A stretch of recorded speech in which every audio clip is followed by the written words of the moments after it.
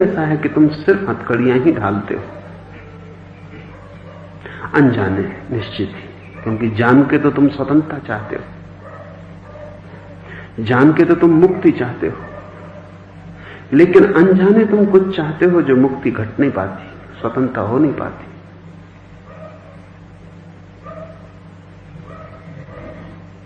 बुद्ध ने कहा है मेरे पास आना लेकिन मुझसे बंध मत जाना,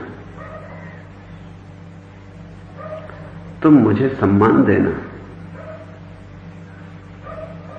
सिर्फ इसीलिए कि मैं तुम्हारा भविष्य हूं, तुम भी मेरे जैसे हो सकते हो, इसकी सूचना हो। जब तुम मुझे सम्मान दो तो ये तुम्हारे बुद्धत्व को ही दिया गया सम्मान है, लेकिन तुम मेरा अंधानुकरण मत करना, क्योंकि तुम अंधे हो के मेरे पीछे चले तो तुम बुद्ध कैसे हो पाओगे। बुद्धत्व तो खुली आंखों उपलब्ध होता है, बंद आंखों नहीं। और बुद्धत्व तो तभी उपलब्ध होता है जब तुम किसी के पीछे नहीं चलते, खुद के भीतर जाते हो। पीछे जाना तो सदा बाहर जाना है, क्योंकि किसी के भी पीछे चलो, वो कोई भी हो, वो बाहर ही होगा। बुद्ध के पीछे चलो तो भी यात्रा बाहर होगी, महावीर के पीछे चलो तो भी यात्रा बाहर होगी। भीतर तुम कब जाओगे? भीतर तो तुम जाओगे तब जब तुम बाहर चलोगे ही नहीं, आंख बंद करोगे और भीतर की तरफ चलोगे। भीतर तुम किसका अनुकरण करोगे? वहां तुम्हारे अतिरिक्त और कोई भी नहीं।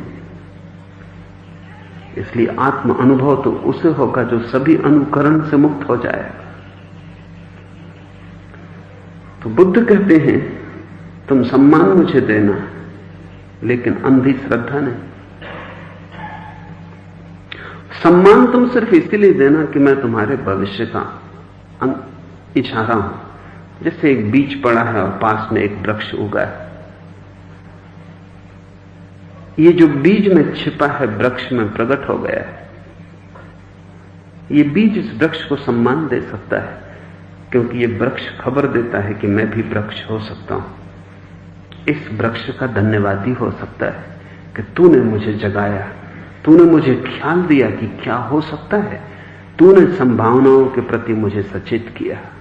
मैं तो बंद अपने में पड़ा था, एक कंकड़ की तरह। मुझे तो पता ही न था कि मैं बीज हूं, कंकड़ों की जमात में था और कंकड़ ही मैंने अपने को समझा था। तुझे देख के मुझे खबर आया, चेत हुआ, मेरी नींद टूटी, मुझे लगा ये मैं भी हो सकता हूं। तूने ही मुझे जताया कि कभी मैं भी बीज था और वृक्ष हो गया। आज तू बीज है, कभी तू भी वृक्ष हो सकता है। बुद्धों के प्रति जो हमारा समादर है, वो समादर उनके इस इशारे के लिए, क्योंकि उन्होंने हमें हमारी संभावनाओं के प्रति सचेत किया। जो छिपा था उसे उगाड़ा, जिसका हमें ही पता न था उसकी खबर दी। जो हम हैं वो हमारा पूरा होना नहीं, हम और बहुत कुछ हो सकते हैं। बुद्धों को देखकर हमें उस बहुत कुछ होने का सपना पैदा हुआ। वो आदर्श की एक झलक मिली, जैसे अंधेरे में बिजली कौंध गई हो और हमने रास्ता देख लिया हो। ऐसे बुद्ध की सन्निधि में, सत्संग में, उनकी झलक में हमें रास्ता दिखाई पड़ा। अनुग्रहित हम हैं। तो बुद्ध ने कहा अनुग्रह ठीक, अंधानुकरण ठीक नहीं। तो बड़ा मुश्किल है। या तो तुम अंधानुकरण कर सकते हो या अंध विरोध कर सकते हो। दो बिल्कुल आसान है।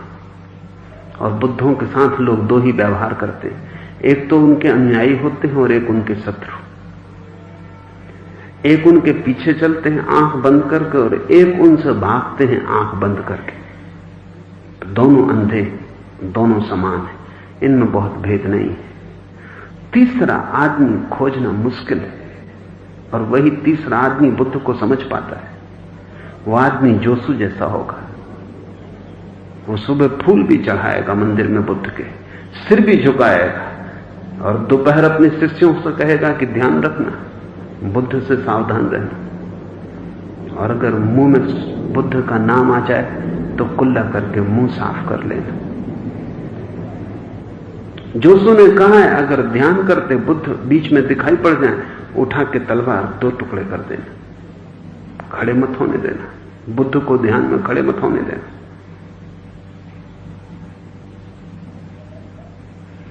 ये जोशु जैसा आदमी खोजना मुश्किल है, जो बुद्ध के चरणों में सिर भी झुकाता है और जो ये भी कहता है कि बुद्ध को ध्यान में खड़े मत होना देना, तलवार उठा के 2 टुकड़े कर देना। ये समझ गया सार। ये ना तो अंधानुकरण करता है और ना अंध विरोधी, दोनों के मध्य चलता है। इसलिए सुबह फूल भी चढ़ाता है, सांझ इंकार भी करता है, शिष्यों को समझाता है कि नाम शब्द सभी अपवित्र है। वैश्या का नाम ही अपवित्र नहीं है, बुद्ध का नाम भी अपवित्र है। क्योंकि जब शब्द मुंह में आता है तो मन आ गया, जहां मन आया वहां अपवित्रता आ गई। जब कोई शब्द भीतर नहीं उठता तो मन शून्य होता है, जहां शून्य है वहीं पुनीत पवित्रता है। शून्यता एकमात्र पवित्रता है। तो तुमने अगर मन में दोहराया बुद्धम शरणम गच्छामि, कि मैं बुद्ध की शरण जाता, तो शब्द आ गया, मन निर्मित हो गया। कौन दोहरा रहा है? ये आत्मा कुछ भी नहीं दोहराती, चेतना कोई पुनरुक्ति नहीं करती, ये तो मन ही दोहरा रहा है। कौन कह रहा है बुद्धम शरणम गच्छामि? ये कौन है जो बुद्ध की शरण जा रहा है? ये तुम हो या तुम्हारा मन? अगर तुम जरा ही खोजबीन करोगे तो पालोगे ये तुम्हारा मन, और मन अपवित्र है। शब्द बदलने से कुछ भी नहीं होता। तुम वैश्या कहो या बुद्ध कहो, इससे कोई फर्क नहीं पड़ता। तुम गाली दो कि मंत्र पढ़ो, कोई फर्क नहीं पड़ता। तुम किसी अश्लील पुस्तक के शब्द दोहराओ कि तुम शास्त्र, कोई फर्क नहीं पड़ता। मन दोनों तरफ से आ जाता है।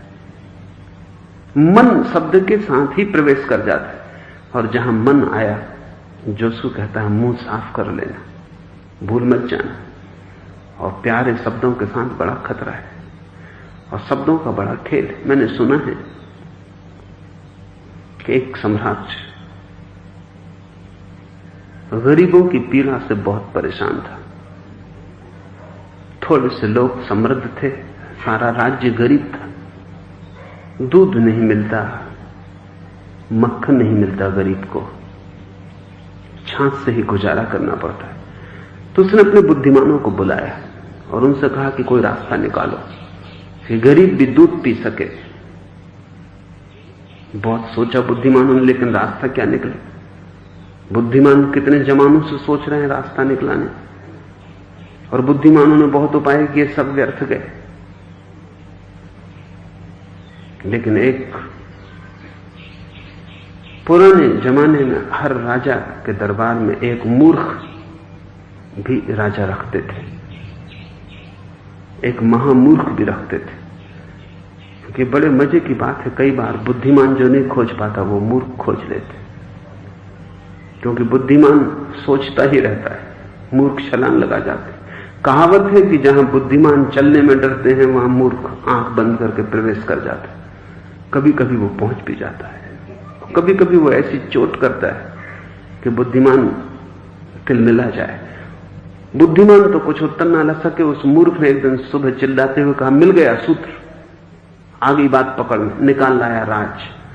दरबार इकट्ठा हो गया, पूछा कि क्या तूने निकाला? उसने कहा, बड़ी सरल तरकीब, कल से हर गरीब आदमी दूध पिएगा।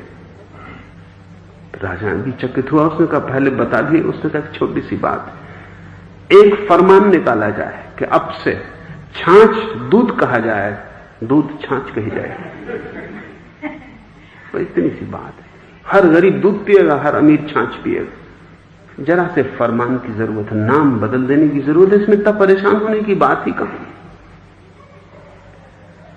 और जिंदगी में अक्सर हम इसी मूर्ख की सलाह मान के चलते हैं, नाम बदल लेते, शब्द बदल देते।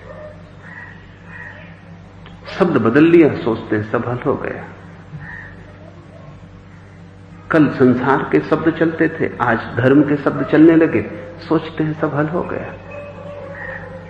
लेकिन शब्द बदलने से न तो दूध छाछ होती है और न छाछ दूध होता है। शब्द बदलने से मन